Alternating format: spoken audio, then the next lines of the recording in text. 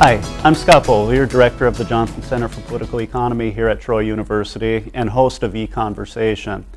Over our next couple of episodes, we're going to talk about the size of the federal government, how it's gotten so big, and what can be done about it. Tonight, our guest is one of my colleagues in the Johnson Center for Political Economy, Dan Sutter.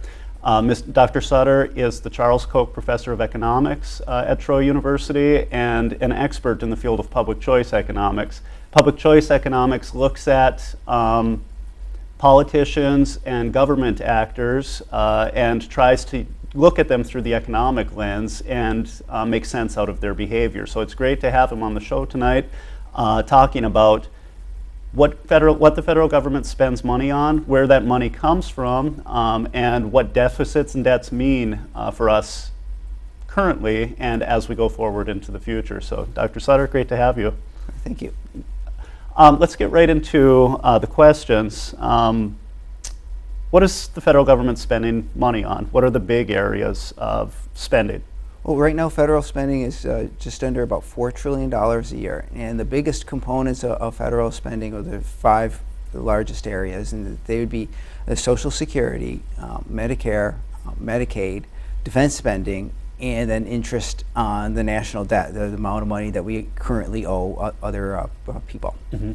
I call the first three that you mentioned, Social Security, Medicare, and Medicaid, the big three. Three really big entitlement programs that are eating up a large share of our budget.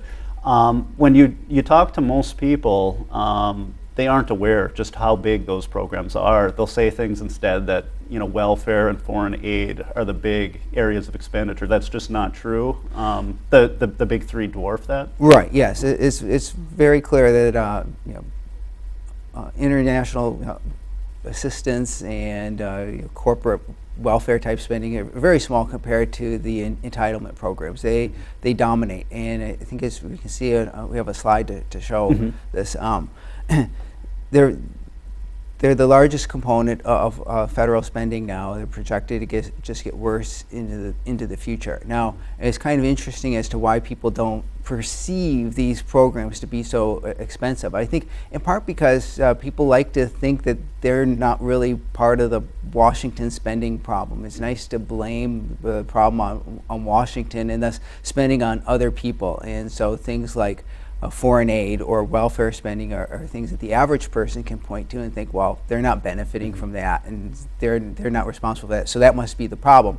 Things like Social Security and Medicare that are many Americans either now are beneficiaries of or will be at some point in their lifetimes. We don't want to think that we're responsible for those for our spending problems, and so maybe that's perhaps why they overlook their contribution, the contribution of these favorite programs to the spending problem. We have some charts that we're going to show viewers tonight, and the first one that we're going to look at is these all are from the Heritage Foundation. They come from the Congressional Budget Office data, though, so it's independent data, perhaps the best data that we could get in terms of where the expenditures are going, how much is out there. It's reliable, credible data. And when we look at this first chart, which is right behind us, we see that entitlements are $2.4 trillion. Is that this year?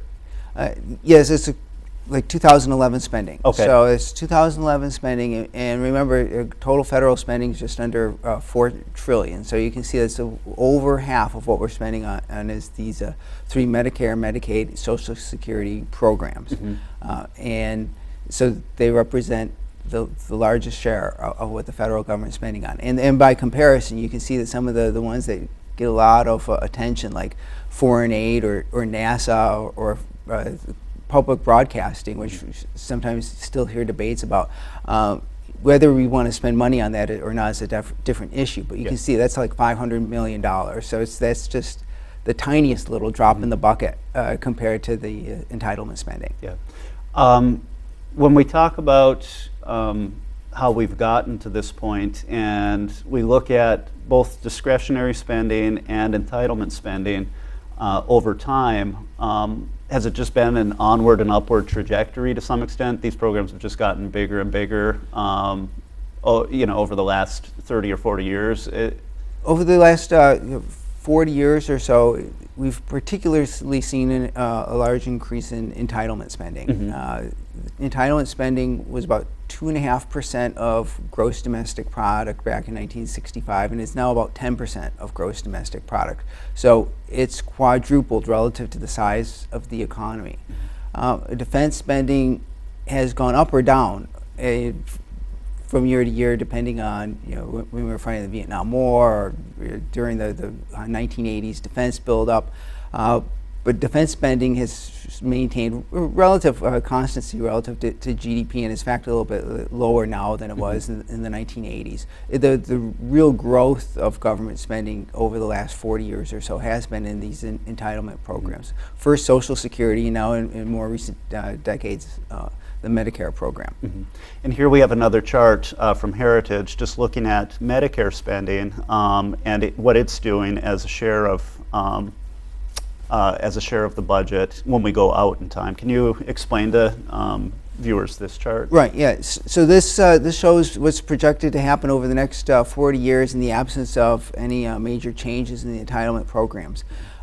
Social Security and Medicaid are both projected to increase. Some Social Security rather modestly, despite the number of increase in retirements with the baby boom coming up, and Medicaid some. But the big driver here, the one that's really affecting a lot of budget discussions now and then, especially into the future, is the Medicare program, both because of the rate of spending per patient in recent years has been growing so fast, and then with the retirement of the baby boom, as these individuals start to be covered under Medicare.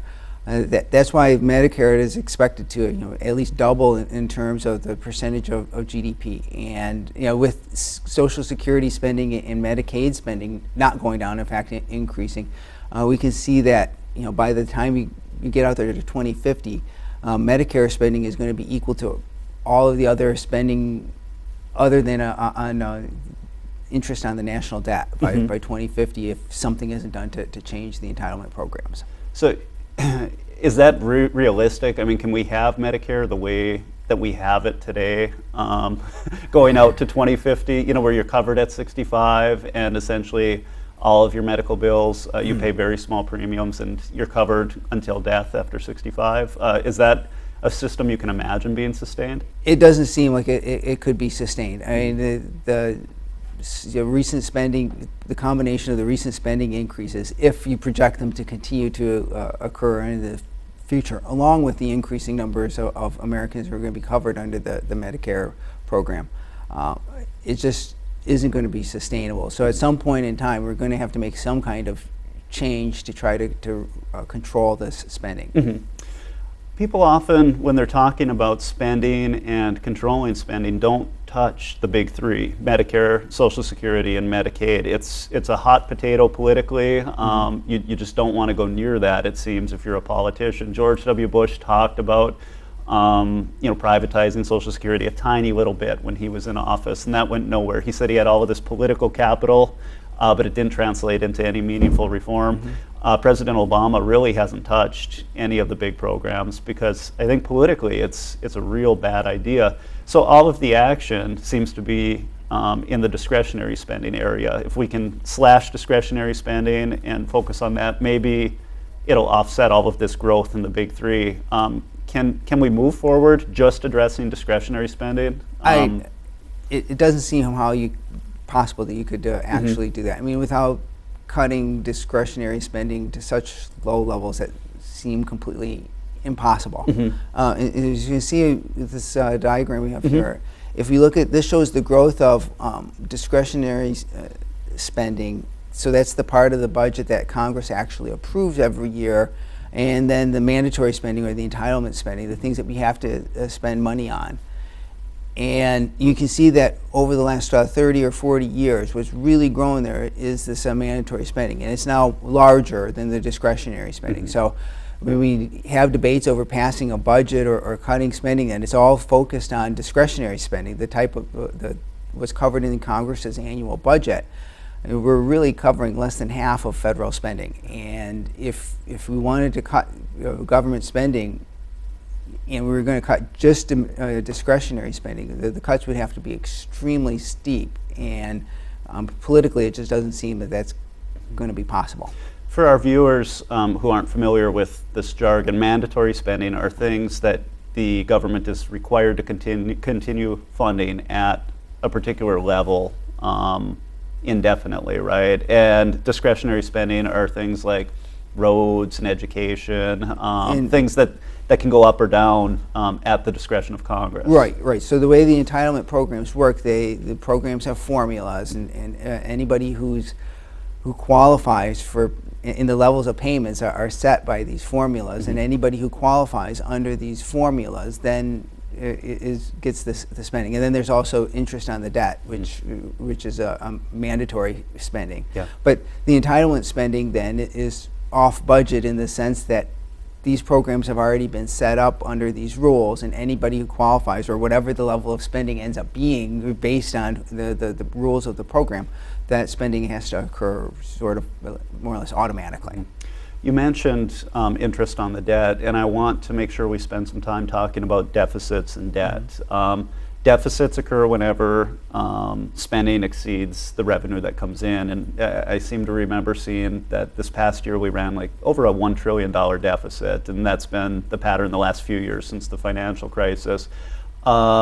These then get compounded onto our debt, which is around, I think, 14 trillion or something like that. It's a pretty big number. Do these matter? Why are people worried about deficits? And should we be worried about them? Right. I think certainly we are at a level of debt to GDP in the United States now. Our debt to GDP is around 90%. So the debt is the total amount that the U.S. Government owes, and then the GDP is the size of our economy. And so our total debt is almost equal to the current GDP. Okay. And that's often, historically in other nations, a critical threshold. As debt gets above current GDP, it gets hard to control spending. A big reason why you end up having fiscal problems with that is so much money ends up being spent on interest. And I think we have a chart here to illustrate that the current level of interest spending in the United States relative to some other major government departments. So we see that we're spending about 2/3 on interest of what we spend on the Defense Department. So a lot of people point to the Defense Department and how much we're spending on defense. We're spending almost that much on interest now, and that's with interest rates at exceptionally low levels. And so interest payments now might be manageable, but with so much debt, we really put ourselves, I think as you can see in our next slide here, we really put ourselves in the future in a very dangerous and precarious position where the interest payments could escalate. They're projected to escalate anyway because we're in the near future, it certainly looks like we're going to be running substantial deficits and adding this to the total national debt. But if interest rates are unlikely to stay at their current historically low levels, and and if they start to increase, and we have all of this debt out there, then we're really going to be really tied into making these huge and escalating interest payments, and the interest payments could easily escalate at a rate which could, even dwarf the growth of Medicare potentially. So Medicare is a big problem, but we could see that interest payments could grow to such an extent that they could really dwarf what we're spending on Medicare currently. Here's the next chart you mentioned, and I think this is picking up on the growth in interest payments over time. So as the debt grows, just like in any household, right? If you become heavily indebted, the interest payments on all of that debt are going to explode, and this is the projection. Right. So this is the projection going forward, and you can see that they're easily expected to double by the time we get just over the next 10 years. And again, that's a combination of the additional debt that we're going to have with deficits in the next several years, over the next decade, plus the fact that interest rates are likely to rise. And then you get in making these projections are somewhat problematic, and then you can really get into trouble if investors internationally begin to be very concerned about whether the United States debt is sound or not. We saw that this summer with the reduction of the credit rating by Standard & Poor's. At this point in time, U.S. debt still is perceived by investors as a very safe investment. But if that starts to change in the future, and as we continue to run larger deficits, then we will be getting up to this threshold where other nations have had problems servicing their debt. Then the interest payments could even skyrocket compared to what's projected here into the future. Is there any period in recent U.S. history that's comparable to the present in terms of these really big debt burdens relative to income? Have we ever been up around 100% before? Back at the end of World War II, okay. We were at a somewhat similar historical level. But the U.S.'s financial position looked much stronger going forward there than it does now, because everybody recognized we were spending a huge amount of money on national defense, and with the war over, that amount was going to be reduced drastically. And so with the huge reductions in defense spending, they were projected not to start balancing the budget, which we did, and we started running small surpluses after World War II. And then with a growing economy, that debt to GDP ratio shrank very, very quickly. So we have been in a similar situation in the past, perhaps with the numbers, but the situation going forward looked so much different than it does now. I mean, by almost every projection, we were expected to run big deficits for the next decade. Back at the end of World War II, it was pretty clear that we were going to start balancing the budget every year after we reduced defense spending. Let's turn to, we've talked about spending, we've talked about deficits and debt. I want to spend a little time before we wrap up on revenues and taxes, where the money comes from to fund the federal government. In the recent policy discussion, Democrats have been pointing at Republicans and saying we need to address revenue. And what they mean by that, to a significant extent, is we just need to raise some taxes. Warren Buffett has come out with the idea of the millionaire tax. If you make more than $1 million, you should pay higher taxes. And he thinks that even he should pay higher taxes, and that there are all kinds of distortions in the tax code. To what extent can just, improving the tax code and maybe raising taxes fix some of these problems? If we just raise revenue, we won't have deficits, right? Well, that certainly seems like it should be the case. And obviously, if you increase revenue and nothing happens to spending, you would be able to reduce the deficit. But historically, both in the United States, when you look at states, U.S. experience, and also international experience, it just never seems to work out that way. And we see when we look in the past that spending or revenue increases have led to increased spending. In part, this is due to the budgetary process. That when I think that when legislators know that there's new revenues coming in the future, they think when they're proposing new spending or increased spending, they think, well, we've got this new revenue coming and we'll just spend that. But you end up with 2 or 3 different committees in Congress spending that same revenue. I think we see that in our own lives. When you know you're going to be getting a gift, or you're going to earn some extra money, you might end up deciding to buy a new television and get some repairs on your car, and pretty soon you've spent your bonus money 3 times over. And that's pretty much seemingly what happens in the political system.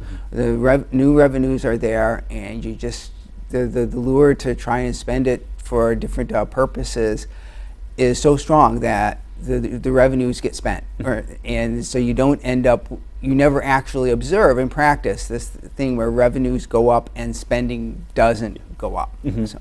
We have a couple of slides here. This one is picking up on where the federal government gets its money from. A lot of the discussion in policy debates right now is over the income tax and whether that should be flattened out, whether there should be less categories, whether we should tighten up on some of the deductions that you can take with respect to, say, your mortgage interest and things like that. Here it looks to me like a lot of it's coming from payroll taxes and from individual income taxes as well. By far the U.S. Federal government's 2 largest sources of revenues are the federal income tax and then the payroll taxes, the Social Security and Medicare, Medicaid taxes that are deducted from our paychecks every week or every month. And so right now, individual taxes, individual income tax is slightly more than the payroll tax. They're an approximate equal. The individual income tax, the federal income tax revenues tend to be highly cyclical. So with the economy somewhat down now, the income revenues are somewhat down. They will increase quickly when the economy starts picking up due to our progressive income tax. And so with a progressive income tax system, revenues tend to be highly cyclical and they will move with the economy. And so right now they're in about approximate equality between the income tax and the payroll taxes. Okay. Yeah, when you look at this and you just kind of quickly add up the billions there, you can see why we have a deficit. You have an individual component that's about 900 billion, payroll, call it 900 billion, a few small categories, but it really adds up to a little over 2 trillion, 2.5 trillion, right. But we're spending 4 trillion. The difference right. there is your deficit then. Right, yeah, so about the 1.4 trillion deficit Okay. comes in there. So. Yeah. John Allison was on the show last week, and then he gave a talk that evening, and one of his big ideas was that we simplify the tax code, get rid of most of it, and make it just a couple of pages, make it a flat tax. You know, he didn't spell out what percentage it should be, but make it flat, make it a fair tax perhaps, so that it's based on consumption. Could that, just in and of itself, remedy some of our problems in encouraging growth and possibly cutting down on deficits? It certainly could, because estimates that economists have made of compliance costs, the cost of complying with the, especially the federal income tax and corporate taxes as well. But the federal income tax, in addition to the revenue that we see that the federal income tax raises, approximately 5% at least of there's an additional 5% tax burden on there of collecting the revenues in terms of the cost of the government of collecting revenues, and then the cost of taxpayers. When you pay somebody to do your taxes, all the extra records you have to keep. And so that's a pretty significant burden. And then larger scale, when you see people or businesses having to make, when they make decisions about how they're going to spend money, what they're going to do, and businesses how they're going to invest based more on tax concerns than business concerns, then almost by definition that's going to be hurting our economy, because businesses aren't worried necessarily about what's the most profitable in terms of serving customers and producing new products, but what's going to be most profitable for them given the tax code and given the incentives that they face in the economy. And those types of things are, perhaps probably dwarf the 5% that we, the 5% compliance costs that we observe, and just in terms of distorting investment, distorting decisions, and lowering growth in the economy. I think we have one more chart here, and this is talking about total revenue and where total revenues come from. It's kind of summarizing what we saw in the last chart. There's our 2.15 trillion in total revenue. What's going on with those dips near the very far right of the total revenue curve? Is that when the economy turns down? Yes. So that's when I mentioned the cyclical nature of federal revenues. And you see a lot of that's coming from the individual income taxes in the second line. That when the economy drops, then income tax collections will drop proportionally, actually a little bit more than proportionally. And so, and then you see right before that, another way of thinking of it is that there's a big burst in income tax revenues that you see when the economy is booming. Mm-hmm. And so then we go back to a more normal case when the recession hits. And so there is some cyclicality in the income taxes. And what you can also see here is that a lot of discussion has been on corporate taxes in recent months. Whether the U.S. should raise corporate taxes on corporations or not. But we see that corporate taxes actually raise very little revenue compared to individual income taxes or the payroll tax, even though the United States has on the books a very high, by international comparisons, corporate tax rate. The problem is, again, there are so many tax breaks in the corporate tax code that many corporations pay very little in taxes. Right. But we have on the books a very high corporate tax rate, and that ends up that ends up being very counterproductive for growth, because businesses that can't get those tax breaks end up being burdened with high taxes. Politically favored businesses, or businesses who can do things to make sure that they get tax breaks, end up not paying that much in corporate taxes. We have a few minutes left. I want to ask you just a couple of big picture questions. First, when you look into your crystal ball and look out into the future at the fiscal picture of America, is there any hope of us getting back on track in terms of, say, budgets being balanced, the debt coming down like it did after World War II? What do you make of some of these austerity discussions? The Tea Party kind of rallying and insisting that government spending be kind of tightened up. The tension in Washington, D.C., the polarization, which is creating gridlock and making it difficult to pass any kind of expenditures. Are those healthy signs that maybe things are going to get better, or is the trajectory just for greater and greater fiscal deterioration, much like Europe? I think in the medium term, like say the next 5 to 10 years, we might be in a decent situation fiscally, because I do think that with the representatives elected by the Tea Party and the way the Tea Party's affected the Republican Party, and the fiscal hawks that we now have in Congress, and the gridlock, that I think, as you mentioned, is just going to be, there will not be a lot of new spending initiatives over the next few years. And if the economy does start to rebound, we've seen in the previous slides that tax revenues will increase a lot when the economy starts picking up again. And basically, that was the formula for balancing the budget back in the 1990s under Clinton and the Republican Congress, that they wouldn't let each other spend money on stuff that they wanted to spend money on, and through gridlock or stalemate, expenditures or spending didn't actually increase very much as the economy boomed and we had all these revenues flow in. And we were, within just a few years, able to go from our traditional deficit situation to balancing the budget and actually running a surplus. And it's hard to recall, but about 11 years ago, we had discussions about what we were going to do with this permanent surplus that we seem to be running in Washington. And so I think over the next 5 to 10 years, those factors look pretty favorable. But in the longer term, what we saw with entitlements earlier, the aging of the population and the increase and increasing medical expenses that are going to fall under Medicare, those start to become more of a factor, I think, in the really long term, once we get past about 10 years or so. And those numbers look so bad going out into the future that we're certainly going to have some rough budget years ahead, perhaps 10 years down the line, if not or more before that.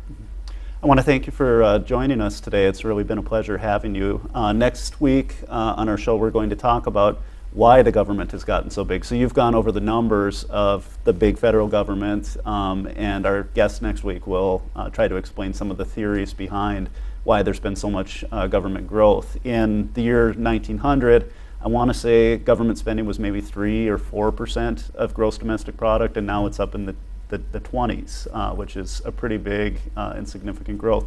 I also want to thank viewers for tuning in. Please tune in next week to another show of EconVersations. Thank you.